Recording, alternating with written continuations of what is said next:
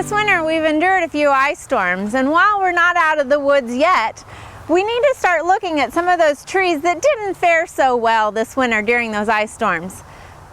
When you're looking at a tree and determining whether you want to remove it or not, I'd like to say there's an easy way to determine that. Unfortunately, it can kind of be subjective based on whether you have some sentimental value with that tree.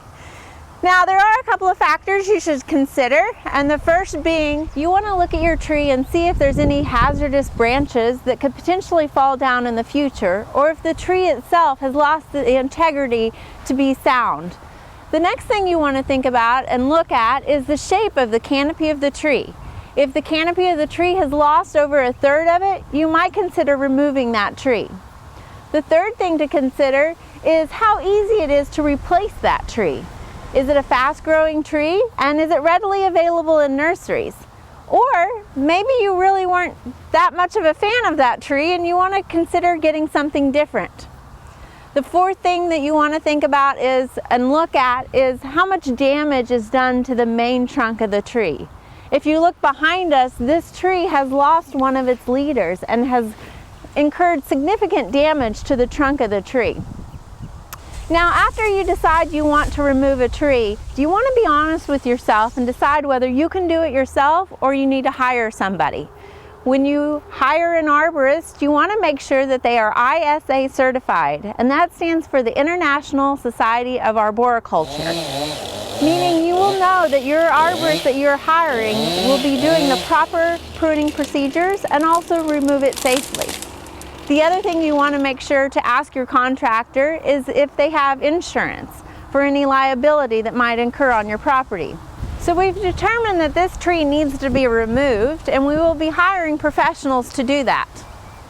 Here we have a tree that has a little less significant ice damage, but we have lost a branch, and you can see that branch ripped and created a fair amount of damage done to that branch right here.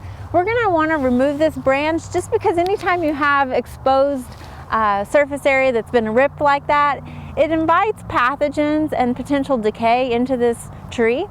So we're going to make this a clean cut using the 3-cut method.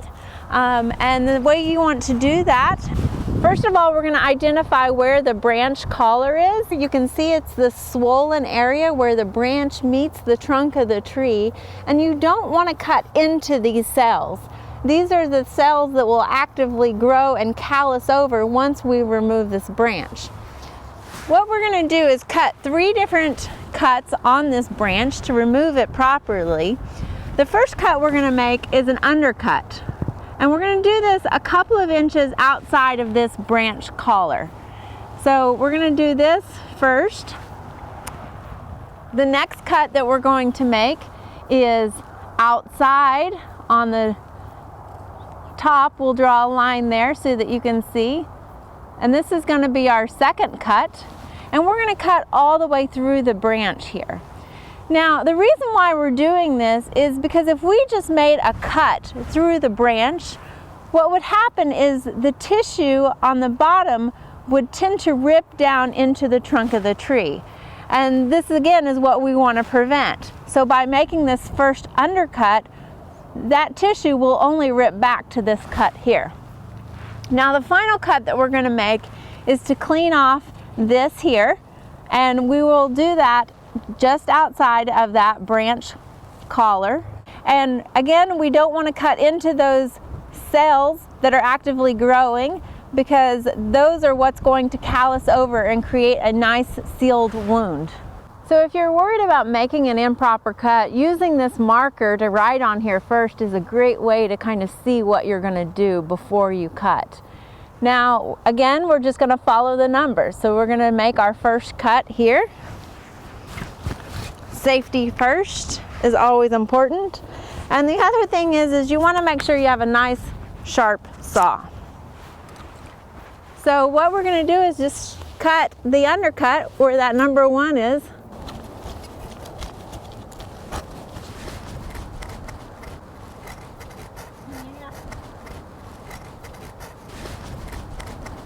So So now that we have the undercut done, and you don't have to saw all the way through on number 1.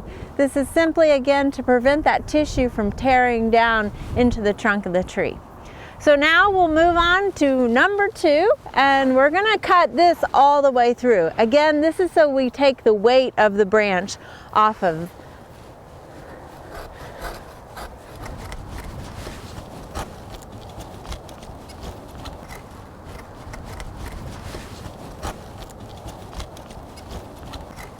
So while this branch didn't rip all the way back to our cut, you can see how it did start to pull back, and that cut would prevent that bark from going all the way into the trunk of the tree. Now that we have the weight of the branch removed, we're going to make our final cut, and that's because we want to get this stub off of here.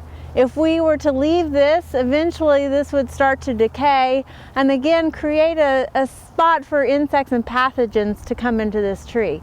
So we're going to finish with our third cut. And again, you don't want to cut into the branch collar, you want to cut just outside of that. Now we've successfully removed the branch off of this tree, and you can see that it's not flush. A lot of times people think you need to cut a branch flush with the trunk of the tree, and that's not always the case because, again, we want to make sure that we're cutting outside of that swollen branch collar. Again, these are the cells that are going to callus over this and heal this wound.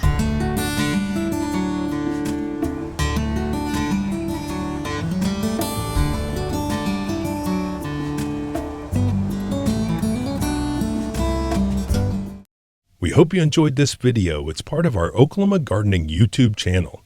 You can also find even more videos on our OK Gardening Classics YouTube channel. And join us on social media for great gardening tips, photos, and discussion.